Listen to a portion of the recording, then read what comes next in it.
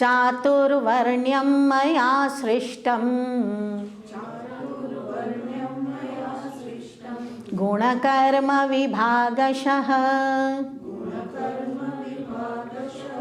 तस्य कर्तारमपि मां विद्य कर्तारमव्ययम् चातुर्वर्ण्यम maya srishtam. The fourfold caste has been created by me. On the basis of what? Guna, karma, vibhagashah. According to the differentiation of guna and karma. Guna, which is inherent quality of mind. Karma, the activity which is motivated by the guna. Though I am the author thereof, know me as non-doer and immutable. Tasya kartaram api maam vidhi akartaram avyayam. So now, it sounds contradictory. These type of shlokas come very often in the Bhagavad Gita, where Bhagavan will say, though I am the doer, I am not the doer. So you will wonder, why Bhagavan says first that I am the doer? Bhagavan says, I have created the four caste system. Now, can you rule it out? Now, Bhagavan is saying, I have created the four caste system.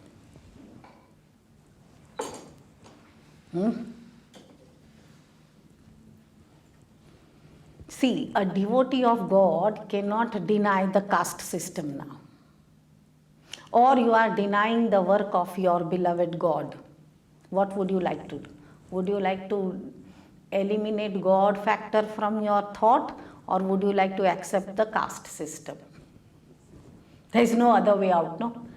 Here Bhagavan says, Chaturvarnyam maya srishtam. First of all, you see, we have to take it part by part and get it set in our head so that we understand it properly. First comes acceptance, then comes understanding. It cannot be that first I'll understand, then only I will accept. This is our stubbornness.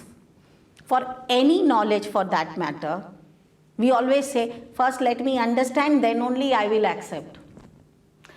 To what extent will you have to accept? You see, you went to the jeweler and the jeweler said that, okay, you want a gold ornament, here is the gold ornament.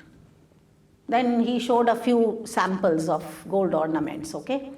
So he said, this is, you see, 18 carat, this is 24 carat, this is it. He started explaining. Will you accept what he says, or will you not accept what he says? You'll say, no, first let me understand, then I will accept what you are saying. Or first accept what I am saying, then only you will understand why I am saying that this is 18 carat and this is 24 carat. Those seemingly both are same pattern, same everything. One costs more and one costs less. You said, why is it so? So he said, madam, this is 18, this is 24 carat. Definitely this will cost more. That one has got more alloy in it. So he'll say, no, I won't accept. Or you won't accept, then you won't understand what I mean. So do you accept what God says now? Bhagavan says, Chaturvarnyam maya srishtam. I have created the four caste system. The devotee of Lord will have to say, yes, I accept.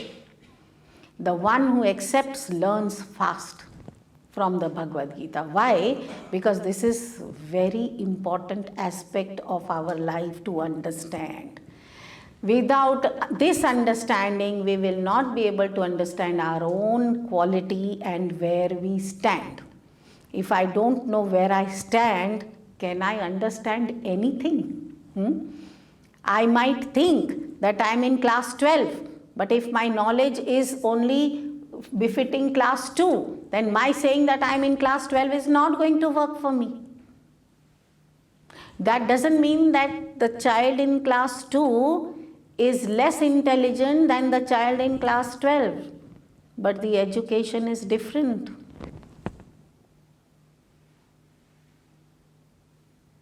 The same intelligent boy of class 2 one day will come to class 12.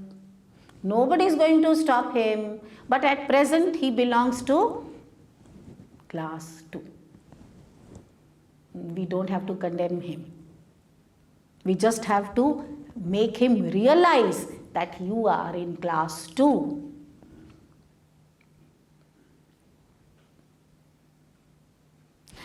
What is the meaning of caste? You see, suppose you want to replicate an object, okay? So you make a mold out of plaster of Paris or some material. Then you pour the melted metal in it and then keep it for a while. It gets solidified. Then you break the cast, right? After breaking the cast, what comes out is that replica of what you wanted.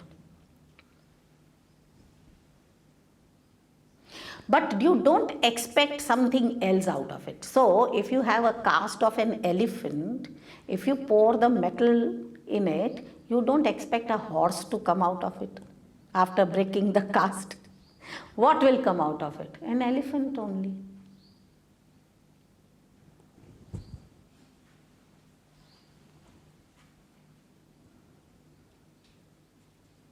Then you might chisel it out to become a pig or whatever, something else. That's a different thing. But what comes out of it is definitely an elephant. Why? Because the caste was of an elephant. So now let us see that this varna is like that caste. Mold. In the mold, whatever is poured, a model comes out of the same kind. So the mold and model are not different, no. What is the harm in this? What hurts us? There is nothing to be hurt about, no, in this. On the basis of guna and karma, the next half, Bhagavan says in the next half that I have made the 4 caste system on the basis of guna. How many types of gunas are there? 3 gunas are there: sattvic, rajasic and tamasic. Purity, passion and inertia. Okay, so this admixture of the 3 has created a certain kind of caste. So there can be 4 divisions of these castes, okay? When you create a permutation combination of these 3. So basically there will be 4 divisions, Chaturvarnyam, 4 caste. In each particular caste there can be different standards again, but the inherent tendency having that combination will have certain qualities, certain properties which will motivate the person physically, mentally and intellectually quite similar to the rest of all who are born with the same properties, no? Like in the animal kingdom, in the plant kingdom also we have species.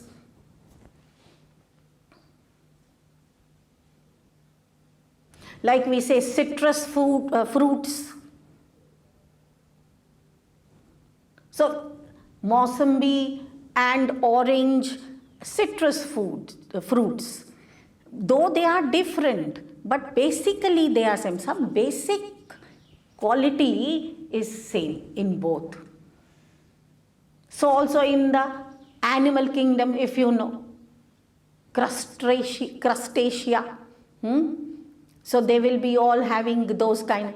Then we will have bipeds. Then we'll have those who are mammals. So we know that why we are talking this language, so that we can classify animal kingdom. We can classify plant kingdom.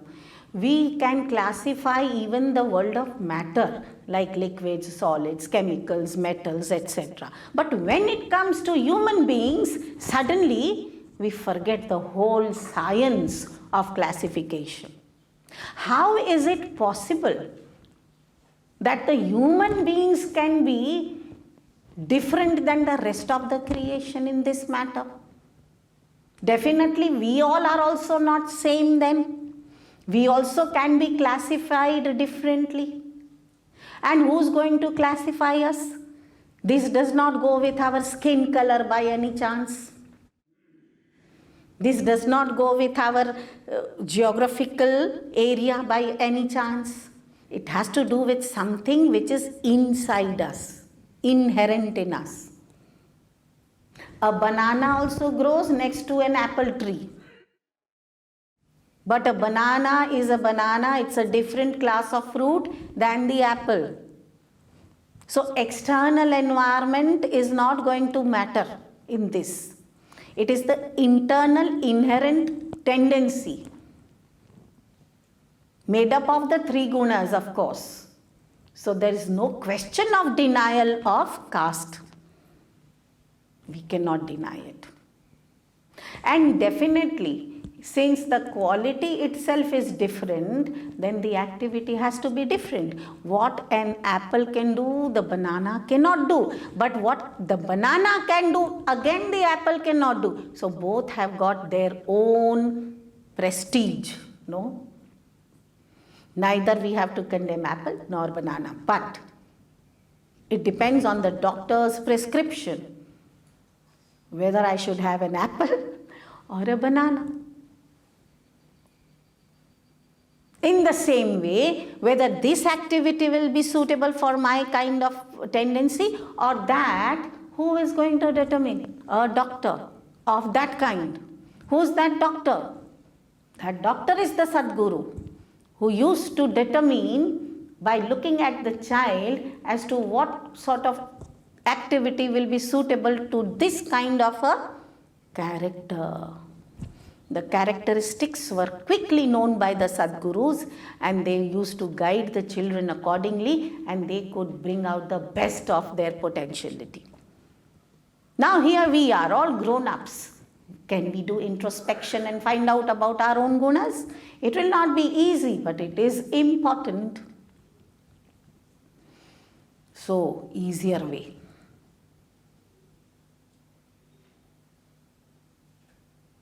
By birth, born in a particular caste, will definitely have the inherent tendencies. Now, whether I make it or mar it in this life, I can be born in a particular caste where I do not know what to do with it because I don't believe in the caste system. So therefore, I started experimenting different fields of activities. That is what has happened, right? Denying the caste system, the human beings keep experimenting different activities and waste time instead of growing further by progressing on the basis of knowledge of the caste. Had I known that this is my combination of the gunas, I could have transformed myself, enhanced my abilities. I could have changed my quality with the help of the guidance from the gurus, with the help of the knowledge or secular knowledge or religious knowledge, all sort of knowledges.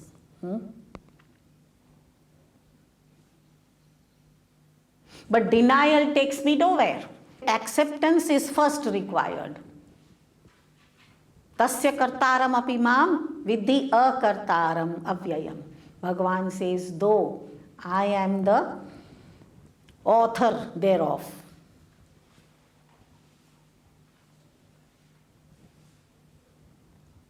How Bhagavan becomes the author of the caste then? It is my inherent tendency. This I-ness has got consciousness. This I is conscious. I like it, therefore I do it. I don't like it, therefore I don't do it. I accept these thoughts, therefore I guide myself accordingly. I reject those activities because I don't believe in them. It is all rotating and revolving around this I. So I am the maker of the caste. But then with the akartaram, avyayam. But understand that this I and that I, what Bhagavan means is different. Bhagavan says, I am that untouched, untainted, immutable, unborn, changeless, modification-less, unmanifest consciousness. So don't you consider me as the maker or doer or the author of the caste. Consciousness is homogeneous and same in all. But the conditioning changes from person to person, and the conditioning is due to the gunas. So the egos are differently conditioned due to the different combinations of the gunas. But this ego is conscious. Therefore, the ego becomes the doer. And though it is the doer, consciousness cannot be blamed for it because consciousness is same in one and all. It is somewhat like the electricity, which runs through all the equipments equally and same. But one equipment gives you light, whereas the other one gives you heat, is because of the inherent property of the equipment, no? You cannot expect light from a heater and heat from a cooler, no? Both are running by the both are run by the same electricity. So, tasya kartaram api mam vidhi akartaram avyayam. Electricity is changeless, modificationless. Though without electricity, no equipment is going to run. So in that way, electricity is the doer. And yet electricity is not the doer. It depends on the equipment. So what sort of equipment am I? I have to find out. This I is a combination of the three gunas of a particular kind, and therefore is meeting with such circumstances and such field of activities, and therefore is ever into it.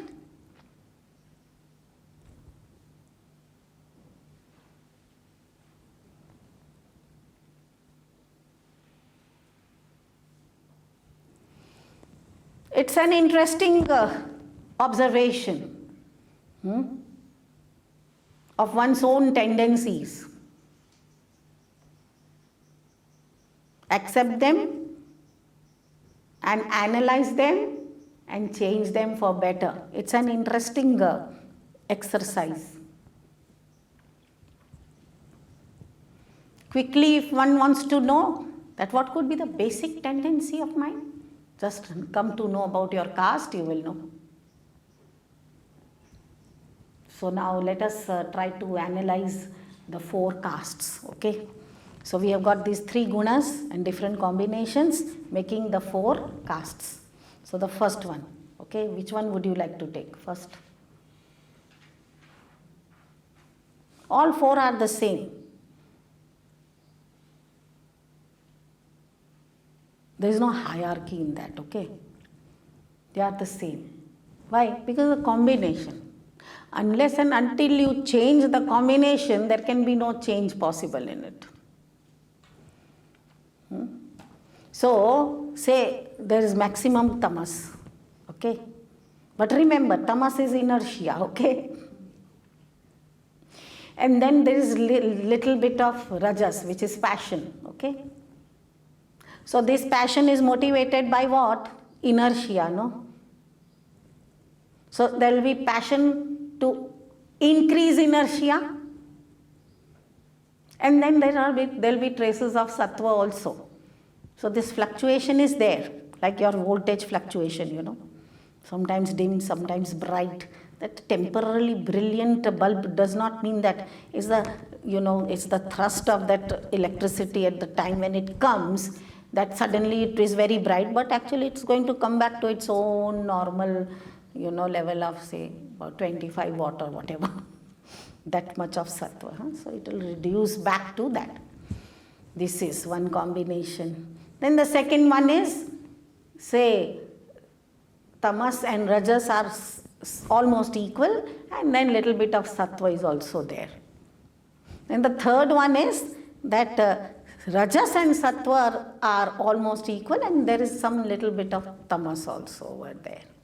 And the fourth one is where sattva is maximum, rajas is little bit, and tamas traces.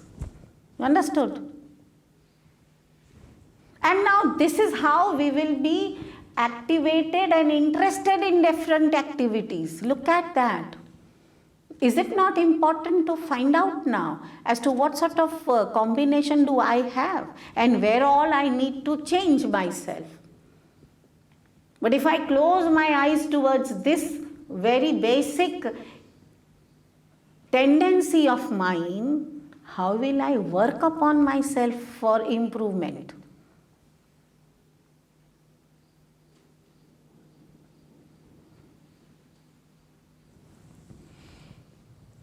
So, maximum tamas, little bit of rajas and traces of sattva will make one caste.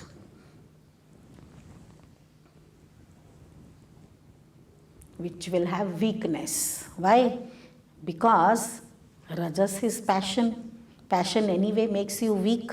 It disturbs your mind, it agitates your mind, and then tamas. Along with it, lot of inertia. So it will be very difficult to motivate also that person of bringing this passion into activity. Why? Because one little passion is there, but then inertia overtakes the passion.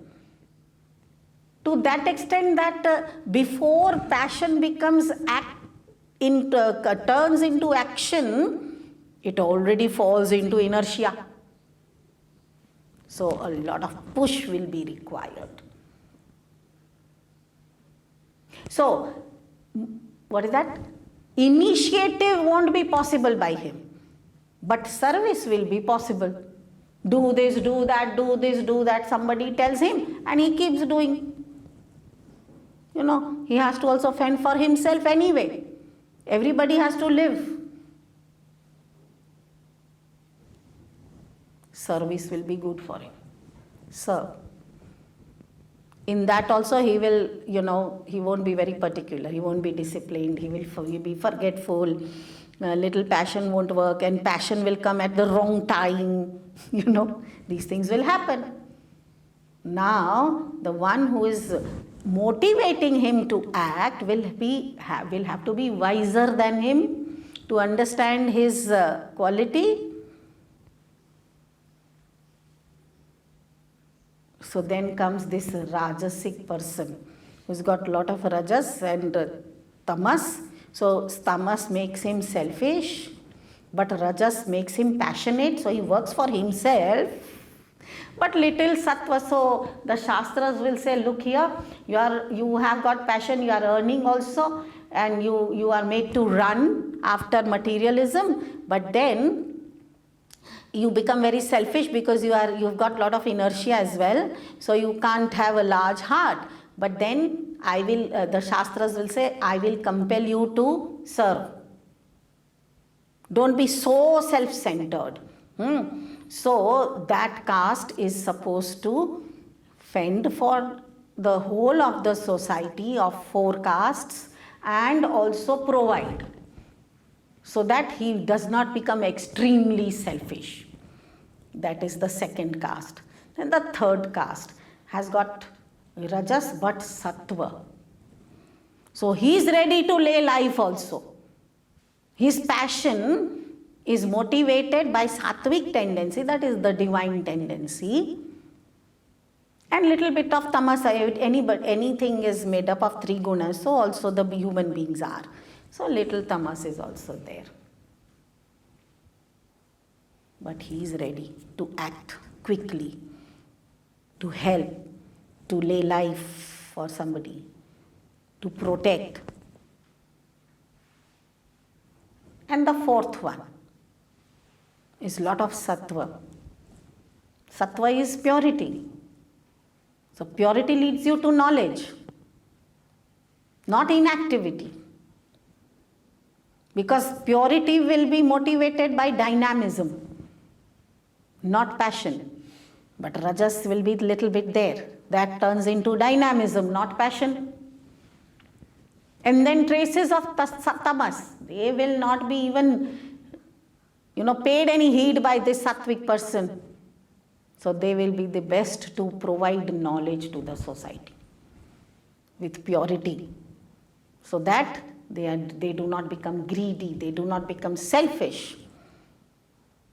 So the whole of the society can be managed so beautifully, keeping the respect of each caste properly and also making the best out of all the four castes and bringing out the best as a wholesome human society.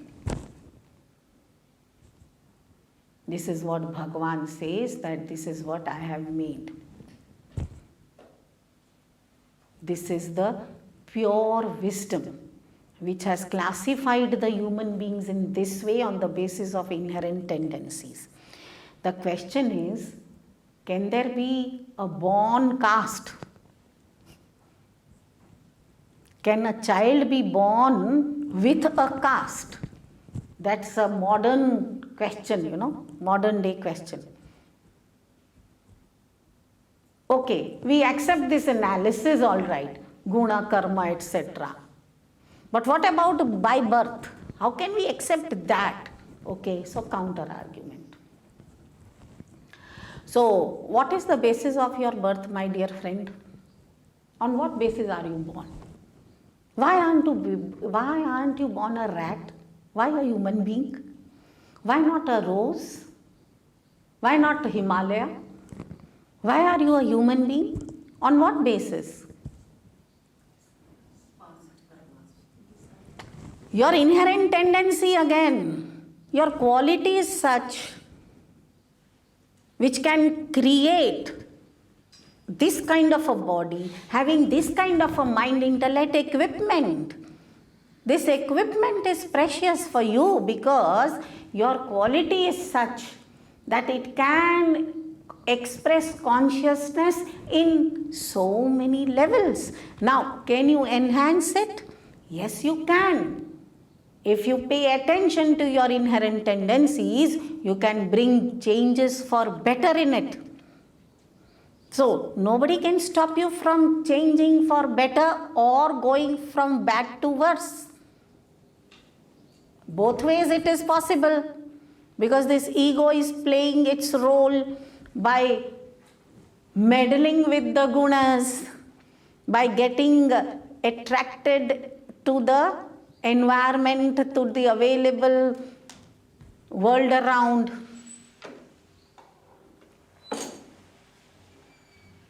So though the person is born in a particular caste due to his then available tendencies, but that does not stop him from evolution or devolution.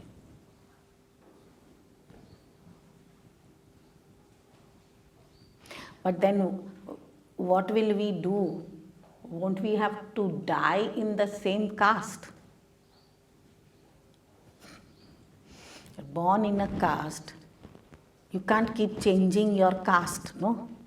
So it's okay. What is the hurry? For how many years will you remain in this body? Nothing more than at least at the most 125 years or more. 125 years also it won't be lasting, no? So it's okay. We were not born with teeth and we are not going to die with teeth. We were not born with all this knowledge and we are not going to die with all this ignorance. Change is natural to nature. So it's okay. This mold will come out of this caste and get into another caste next time. But can we eliminate the caste system on this basis. No. Let us accept it and understand it for our own benefit. So, okay, as today's scientists analyze and then will say, oh, this disease, is hereditary. This has come in your genes. Be careful, your parents have got this disease, so you might get it, they will say. Or they'll say, the third generation will get it. They also know that the next generation won't get, but the third will get. Every third generation gets genetically some diseases. Some diseases go from generation to generation. Then you will accept, then why not this caste system? It is also a caste. That is physically you are able or disabled, whatever. This is mentally and intellectually as well.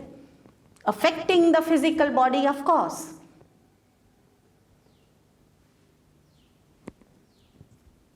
So there is no way not to accept what Bhagavan says, that Chatur Varnyam Maya Srishtam Guna Karma Vibhagasha.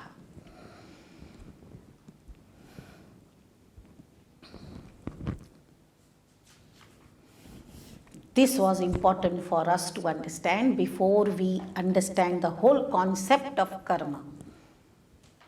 Why do we get attracted to certain activities?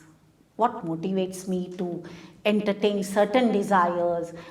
What motivates me to give up certain desires also? Some desires we are ready to give up, but for some we are very stubborn.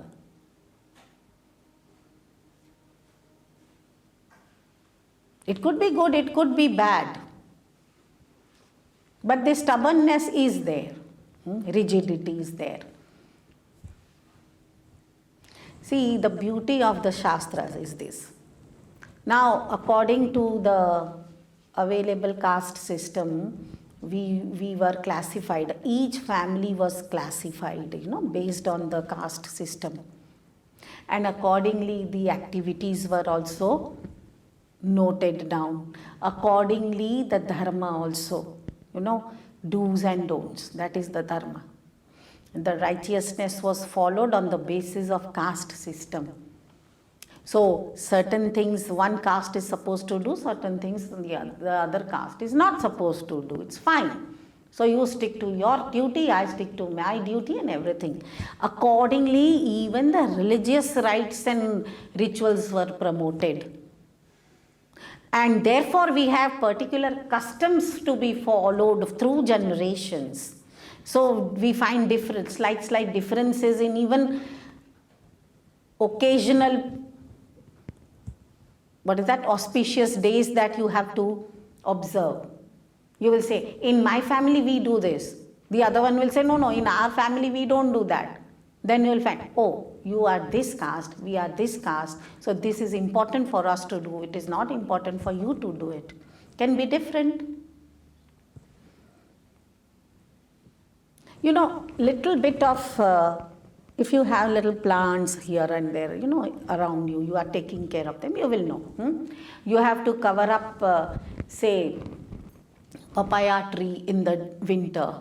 Which goes bad if dew drops on that. But not that all the trees you have to cover up. So that is the custom of papaya clan, that you remain covered when there is winter.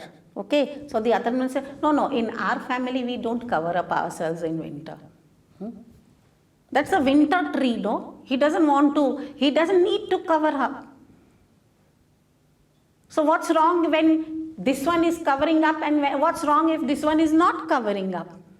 All this we will understand when we talk about plants and animals. But when it comes to human beings, sometimes we all want to be the same. It cannot be possible. We have to pay more attention because we are highest in the creation. And much higher possibilities are there. Then why don't we pay attention to what our scriptures are saying for the benefit of the human society? Instead, we want to pull everybody and keep them all at the same level. That is the tragedy of human life. That I won't progress and I won't let others also progress. Why? Because maximum number of human beings don't believe in it. That doesn't mean that we can eliminate this knowledge or negate this knowledge. Even if nobody knew about the, center of gravity, if one human being came to know about it, the whole world had to accept it. Who was that one person? Who was that one person? Say full name. Sir Isaac Newton. Don't say Newton. Newton is your not next door neighbor.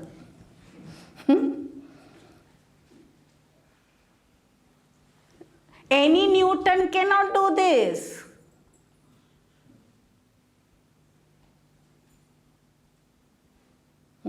So, Chinmaya, no, Swami Chinmayananda Ji can do it. Sir Isaac Newton can do it. Not any Chinmaya or any Newton can do it. No. They have put extra effort. They have gone beyond the normal human levels. And they are telling us about this. Chaturvaranyam maya srishtam. Guna karma vibhagashah. Even if you deny the scriptures, even if you deny the theories given by great scientists, it will still happen. If an apple gets plucked from the tree, it will fall. It used to fall before Sir Isaac Newton also. It will fall after him also. Even if you deny it. No, you will say, no, it will go upwards, okay? That's what we are doing with our subjective sciences. We are denying every theory given by the great scientists, subjective scientists. And then we are ready to suffer also like anything, but we are not ready to accept Chaturvaranyam Maya Srishtam. Destroying the whole human society, we are ready to do that.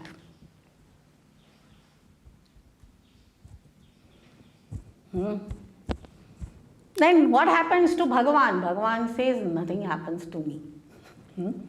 You know your troubles and you solve your problems. I have given you what I had to give you. Let us see what Bhagavan says over here.